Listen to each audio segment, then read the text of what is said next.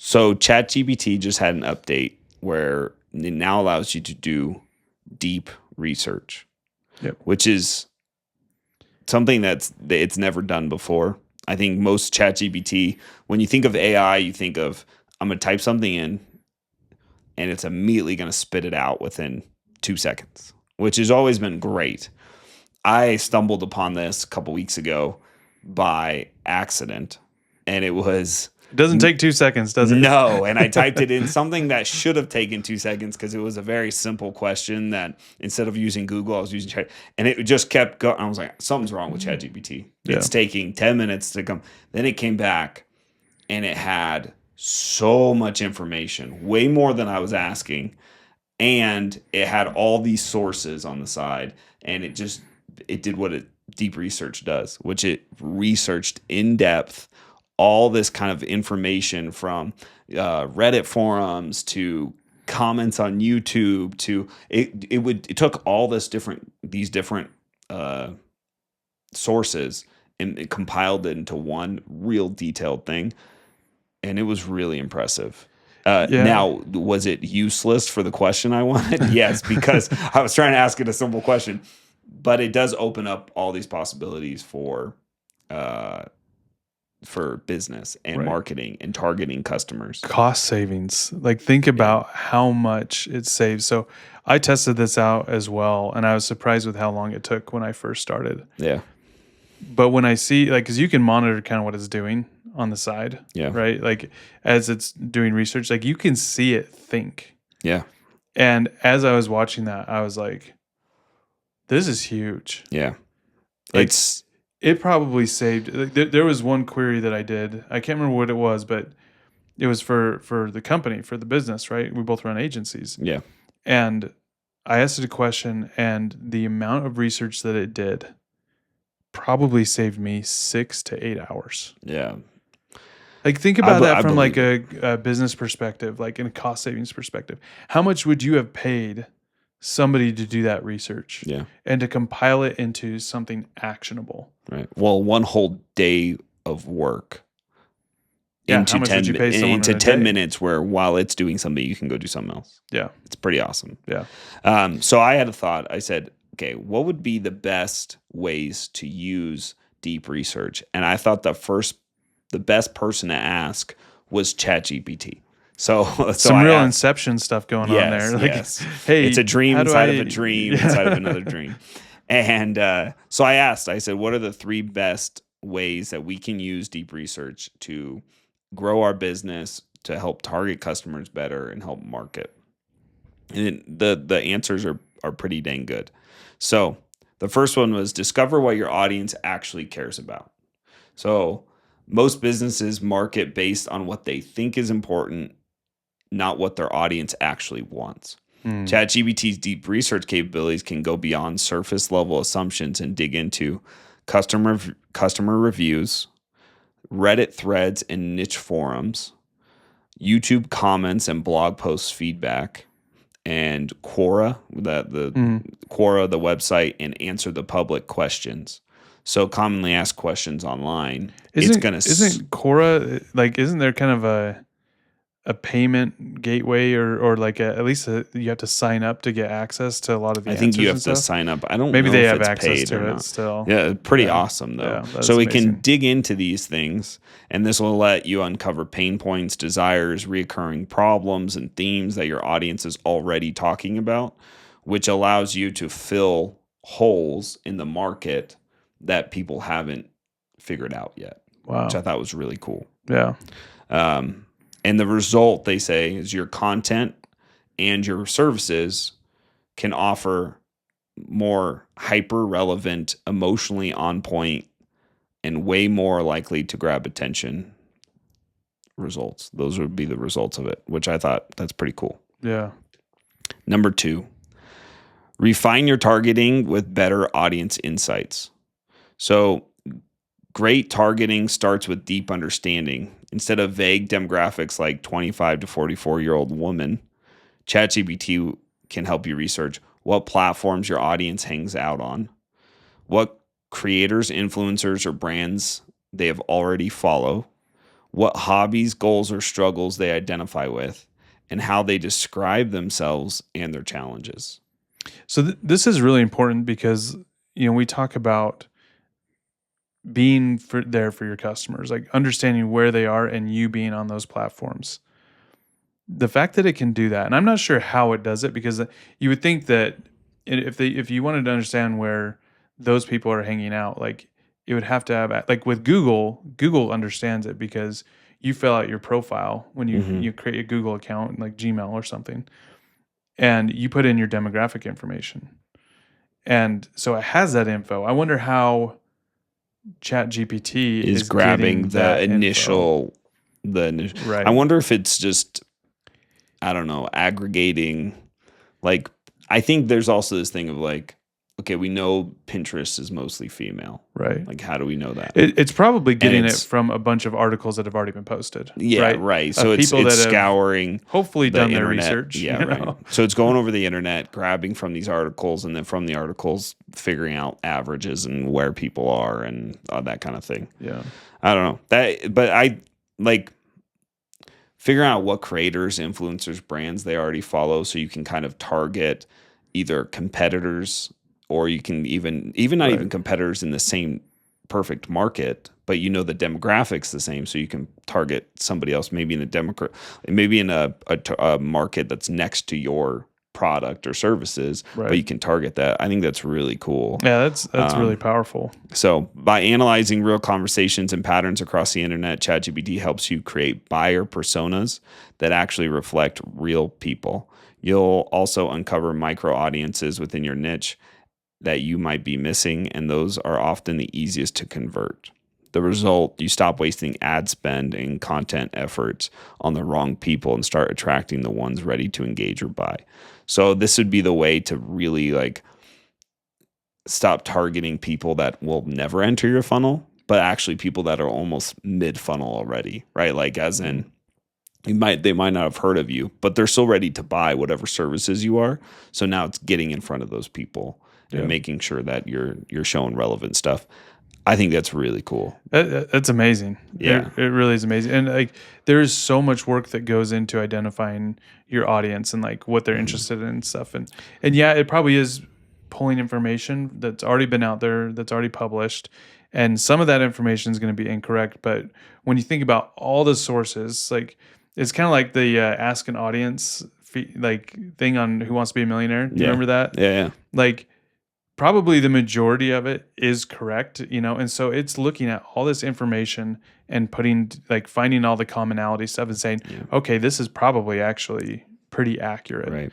And I think I know you have experience with this too. When we bring on new clients and we start looking at, okay, we're about to run ads, we have an idea of who we think we should target, and they have an idea of who they think they should target. And usually within the first month or two, as we start to build these ads out and target people, we realize we've had to pivot already. Yeah. Because it's like, oh, you kind of didn't know who we should target. Right. We're too narrow or we're too broad. And this will help refine that and hopefully shrink the process down of the learning curve of finding the specific demographic to convert faster. One trick we use on the agency side of things to figure out who your target market is with ads. Yeah. So in Google Ads, you can add hundreds of different audience segments, and you can put them in what's called observation mode. And when you do that, it doesn't target those people. It just it shows metrics like clicks, impressions, conversions, revenue, like things like that. It shows that for that audience. And so say if you run kind of a broader audience to begin with, because maybe you don't have a good idea on who your audience is. If you do that, after a while you see data, you look at those audience segments and say, and you can even sort by revenue or return on ad spend, and you want to see the highest ones, and you can go through that list and you can see who your ideal customers are. Oh, that's who's cool. more likely to purchase from you. So you're kind of doing the back end, figuring out who your demographic is without actually having to spend the money on them. Well, no, you still have to spend the money on them. You still have to spend the money to be able to get that data. But once you get that data, you don't have to show ads to the people who aren't converting. So then you can get into more targeting. That makes sense. So you're like, here's the audience segments that are actually bringing us money. It's like your first layer of like, okay, where can we trim off? Right. And then kind of hone in from there and then keep refining. Who do we kick out of this so that we're not wasting ad dollars? Yeah. It's a great way at the beginning of an ad campaign, or like when you're starting out in ads to begin with. It's a great way to really quickly find out who your ideal target market is. That's cool. So the last one was for that ChatGPT suggested was craft messaging that converts. So once you know your audience and what they care about, the final step is communicating in a way that feels natural to them. ChatGPT can take your research and help you write it, which I've used ChatGPT a ton for copy and other stuff already. Yeah. So having this research behind it would actually be even better, right? Because I think there's this thing of, okay, I know how to, like, if I'm a outdoorsy brand, I'm not going to be quite as much pushing, like, let's just say, when I look at an outdoors brand, people might be a little bit more, I want to say granola-y, but that's not what I'm trying to say. You know what I'm saying? Yeah, I get what you're saying. They have different viewpoints. So someone that just loves to hike and camp, that demographic's different than blue collar, like, down in the thick of it, mud, like building, labor, that kind of stuff. Right. They're two different demographics, right? Yeah. And so we craft a lot of the copy conversations that we have within ChatGPT, where it's like, I have a conversation for a specific brand, and in that conversation, I write, this is who we're targeting, so write it like this. So I'm telling it how to write. Now I can use deep research to be like, you help me figure out how I should write and how my messaging should be. And I think that's pretty cool, because usually we've been the forefront of like, okay, this is how you do it. And now we can let ChatGPT do that, and it'll probably be better.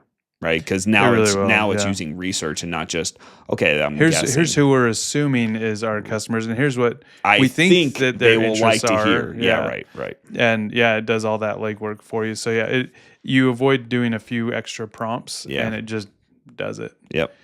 And you go for a walk or something while it's doing the work for you. Yeah, right. And you also recoup the costs of subscription costs. You're right. Exactly. Because if it saves you 6 to 8 hours, whether you're paying yourself to do that or somebody else, like, dude, for $20 a month. $20 a month, like, it makes sense. So this will help you write ad headlines that hook attention, product descriptions that speak to benefits, not just features, email subject lines that drive opens, social captions that feel more personal, and scroll stopping. So, and because ChatGPT can analyze tone, wording from your audience, it can help you mimic their style, whether it's funny, direct, emotional, or technical. I think that's pretty cool. Mm-hmm. So it's like, okay, here's our demographic. Here's how they talk on social media. Let's sort of mimic that, right?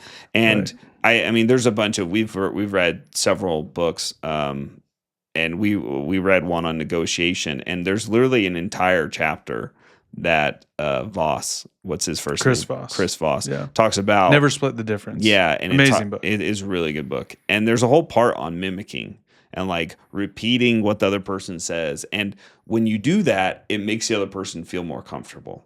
And that's not just in person; that's online as well. When you talk to your friends, very similar to the way, like, me and you were friends. We communicate very similar to each other, right? And when you if you're a kind of a relaxed person, and then you meet somebody that's very high energy, a lot of the time, I'm like this. I see someone that's super, super bubbly, super high energy. It's a lot for me. Yeah. Like where I'm like, I tend to actually come down extra, like hoping that they'll come down a little bit. Can you come meet like, me over here? Yeah. Like, normally I'd be kind of how I am now, but like, someone that is super high energy, I'm like, okay, just come down a notch. Right. And so the fact that it'll analyze that and see how they're talking, and then you can mimic it, is really cool. I think that brings up a great point on when like, and I don't know why I never really put this together, but you said it's important to mirror in copy, right? Yeah. Like, so in like website copy or ad copy, Yeah. basically you need to really understand your audience to be able to do that, right? And with this deep research tool, you have a lot better chance of doing that, so that when you say something online, the people your target market is like, oh yeah, that's me. Yeah. I remember saying that, or I remember feeling like that, and it just opens up the doors for them to be able to listen to what you have to say and what you have to offer. Well, I think too, ChatGPT often I think this will change it but often when you type in, hey, I want a copy for a social post for this, it'll come up with these words that no one actually ever uses. It's like, meticulously, miraculous. And it's just like, and it just uses the thing where it's like, it sounds AI. Yeah. Because no one actually talks in this language. Most people talk in like an 8th grade level language. Yeah. It's not this huge vocabulary. And so this analyzing the people that you're actually targeting and how they're speaking online and in forums and stuff like that, it can start to hone that in so you can really get, and hopefully ChatGPT learns from that. Okay, I don't need to do this crazy thing. Like it can be very simple wording, but get the point across because of the way I'm saying it. Yeah. So, but those are the 3 ways that ChatGPT suggests is using deep research. So this week I'm going to be kind of diving into this and seeing how it can really help several clients of mine in these aspects. And we'll see how I think it will. I think it'll help convert ads. I think it'll help engage with followers more. And even on Facebook, they have AI bots now, or an AI assistant is what they call it, that will help respond to people.